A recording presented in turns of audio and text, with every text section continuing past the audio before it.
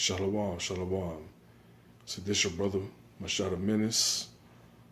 Welcome to Empowering Preeminence Multimedia Productions. Before I go any further, I'm going to give our praise to the Most High Yahawah, the Father of Yahawashi, pre and post incarnate into human flesh, and the Father of Abraham, the Father of Isaac, and the Father of Jacob. I just want to do a little quick rant right quick, man, about the role of women. You dig? When I did a video calling out Tommy Lauren, I referred to women as apprentices. You understand? Like I said, it's gonna be a short video.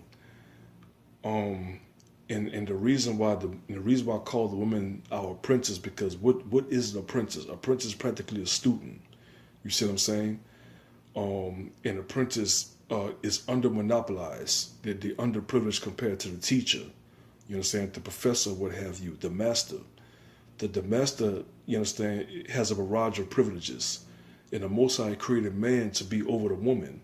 Matter of fact, I just discovered today that in verses 23 and 28 of the 31st chapter of Proverbs, the word husband is not there. The word for husband, and I'm reading from the Hebrew Interlinear Bible, not the King James Bible, but the Hebrew Interlinear Bible. The word for husband is actually the possessor of her. So the scripture's putting emphasis on ownership. You understand? The scripture's putting emphasis on the fact that the woman that you say is your wife, of course, she got to be a virgin in order for her to be applicable for marriage, to be constant for marriage. You understand? Get how you live. Once that woman is married to that man, she become his property. She become his possession. And I also explained before in that same video that Proverbs chapter 18 verse 22, when it says that he that findeth a wife findeth a good thing, the word find actually means possess. So when you're paraphrasing, it's basically saying that he that possesses a wife possesses or owns a good thing. You understand? And when you read the Hebrew Interlinear Bible, the Hebrew Interlinear version, which is more accurate than King James Version, by the way, Proverbs chapter 31 verses, I believe, 23 and 28, they refer to the husband as the possessor of her. So he owns that woman. You see what I'm saying?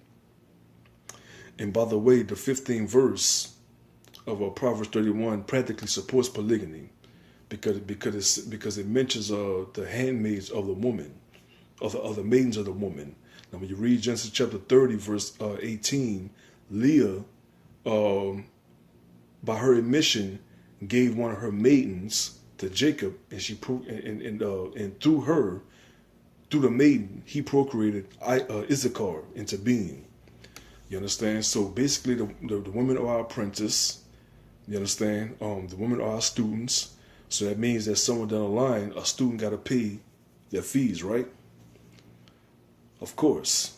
So you women got to pay up.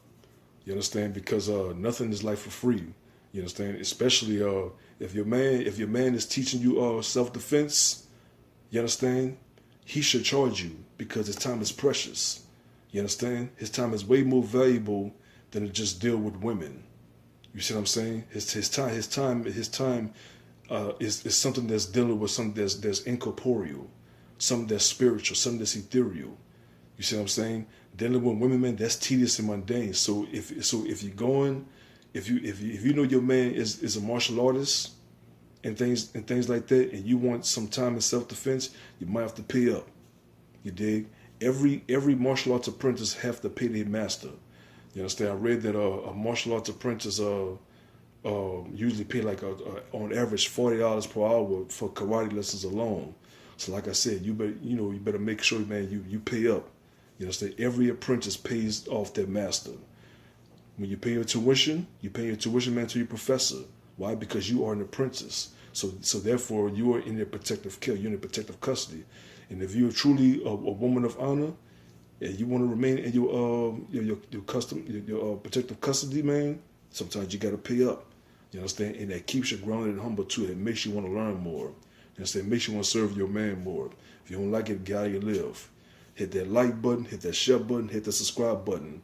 Let's go from 257 subscribers, man, to 1K to start off with, man.